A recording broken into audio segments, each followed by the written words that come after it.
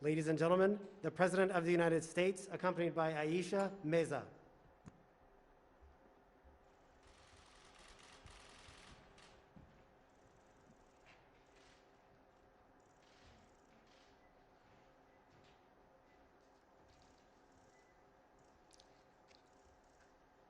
Mr. President, thank you so much for having me here today.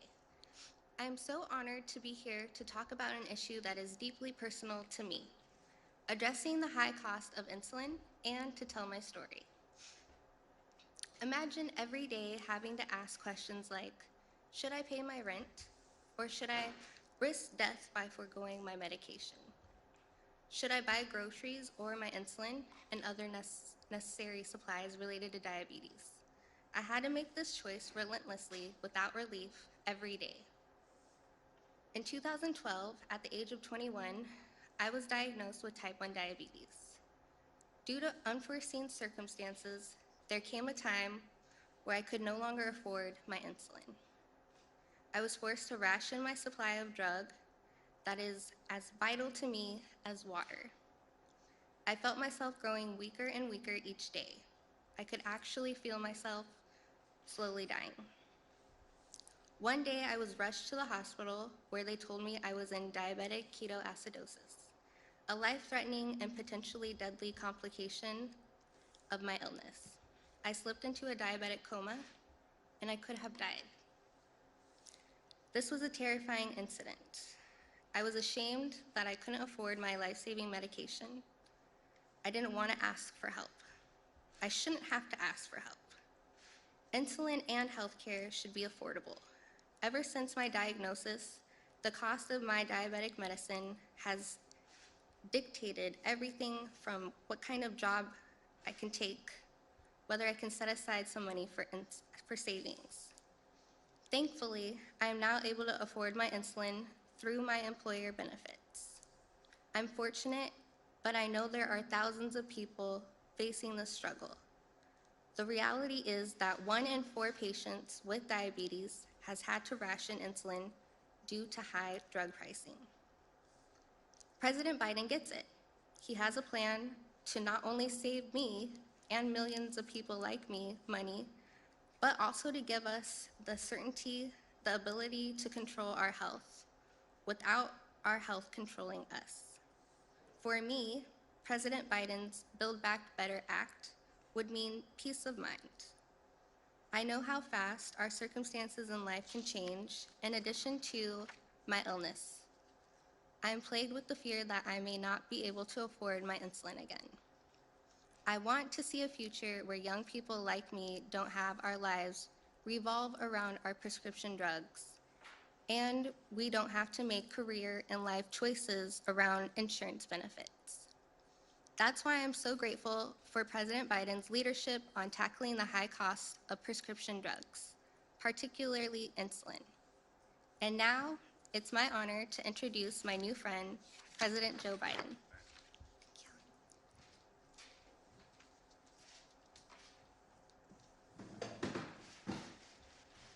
Aisha, thank you very much. Your story is important and for everyone to hear. And thank God you're with us today. Today, I'd like to talk about how we're going to help millions of Americans protect and preserve their health and live with the dignity of knowing that they can care for themselves and their loved ones, all by making the cost of prescription drugs much more reasonable. At the outset, I want to be clear. We acknowledge the groundbreaking, life-saving work that many pharmaceutical companies are doing. Look no further than the vaccines and the treatments they're manufacturing and delivering that are helping fight this pandemic. Our miraculous therapies have, in some cases, turned diseases that were once considered death sentences into treatable conditions. But we can make a distinction between developing those breakthroughs and jacking up prices on a range of medicines which have been on the market for years without making a substantial and substantive change in the medication itself, the medicine itself. Here in America, it will not surprise you to know that we pay the highest prescription drug prices of any developed nation in the world. Let me say that again. We pay the highest highest prescription drug prices of any developed nation in the world. That may surprise you. What may surprise you is we pay about 2 to 3 times what other countries pay for the same drug. An example, one anti-cancer drug costs $14,000 in the United States. That same exact drug by the same manufacturer costs $6,000 in France. Today, 1 in 4 Americans who take prescription drugs struggle to afford them.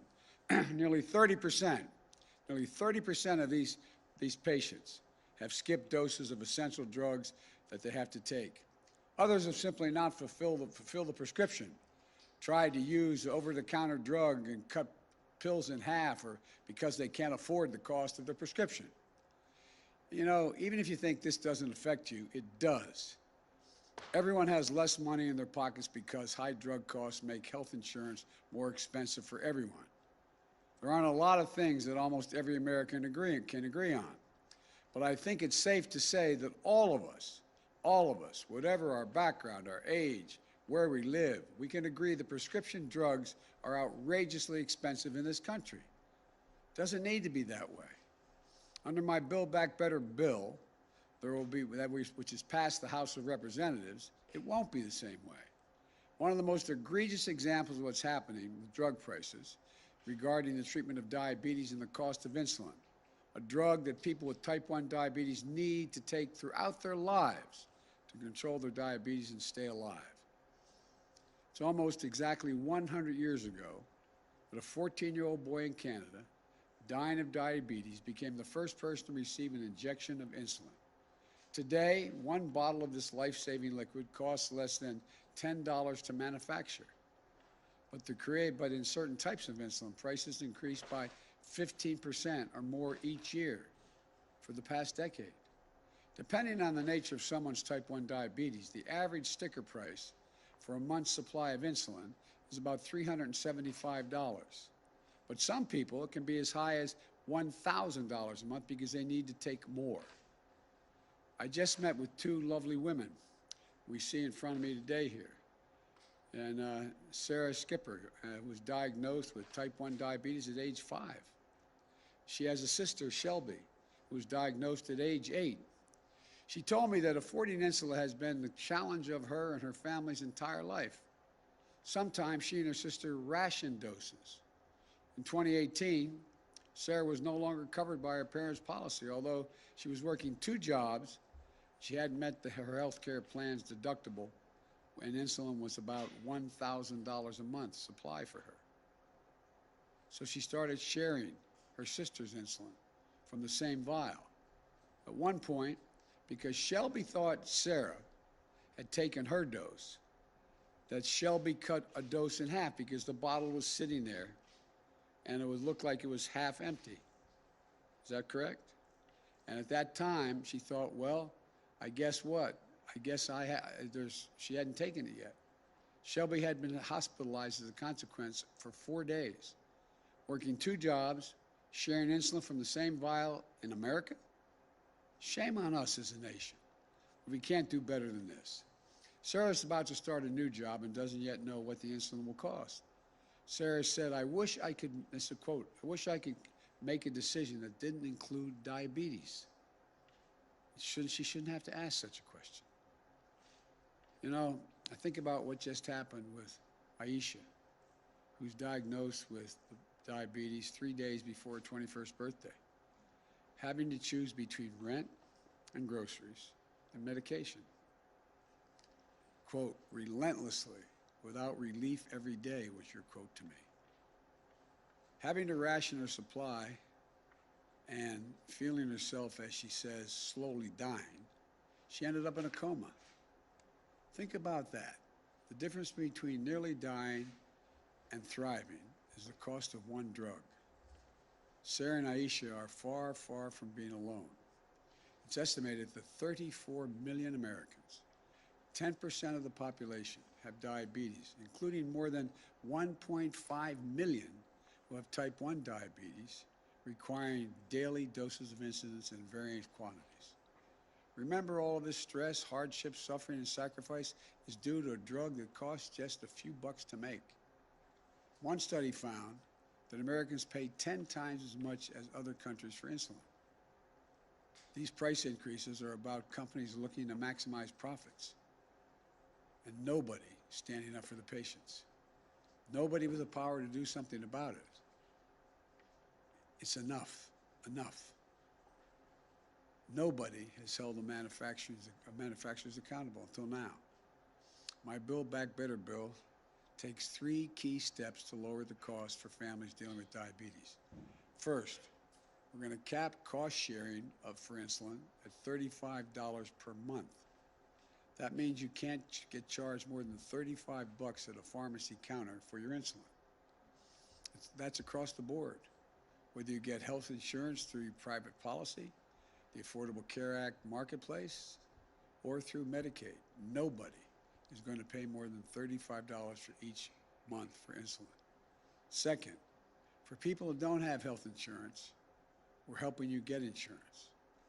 That way, people with diabetes can get protected with that $35 copay cap.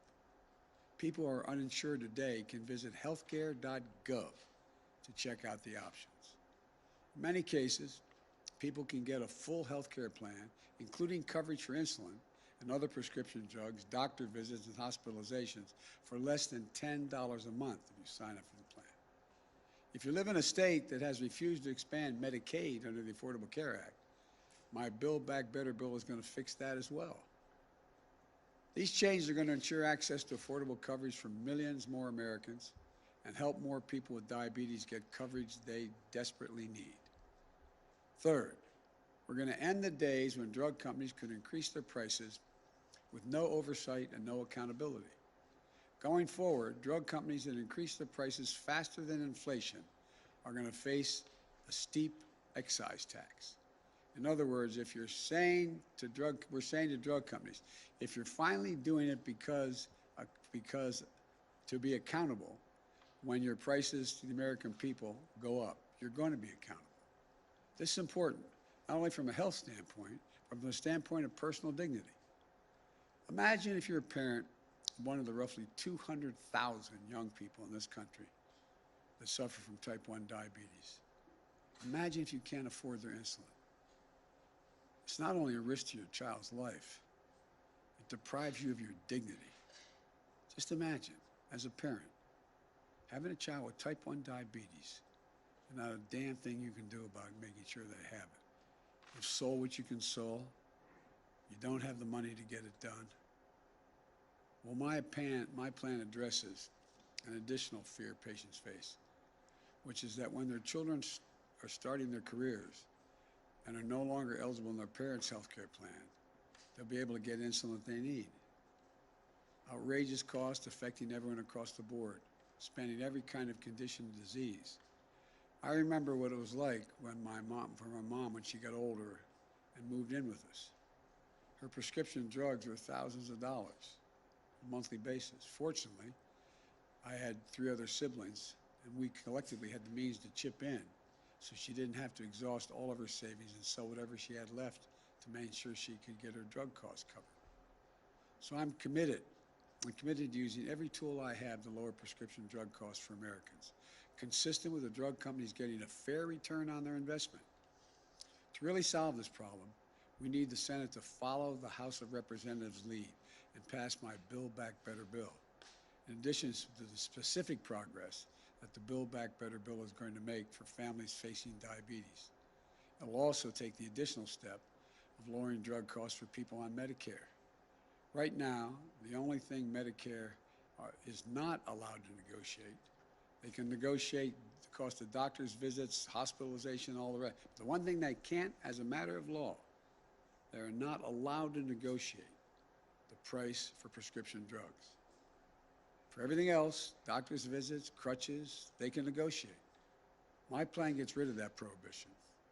What I'm proposing is that we negotiate a fair price, one that reflects the cost of research and development and need for significant need for significant profit.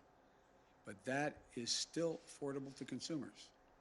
Right now, drug companies will set the price at whatever market will bear.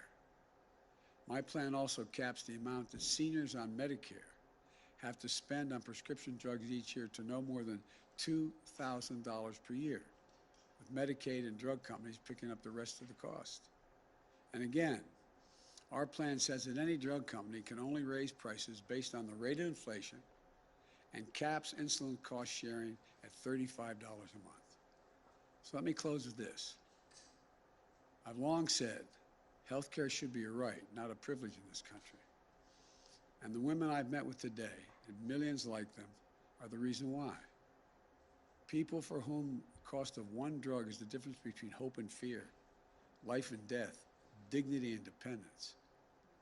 We're closer than ever to passing my Build Back Better bill and providing people suffering from diabetes and so many other diseases the medicines they need and the dignity they deserve to be able to afford them. This is not a partisan issue. Diabetes, Alzheimer's, cancer, so many other diseases, they don't care if you're a Democrat or Republican.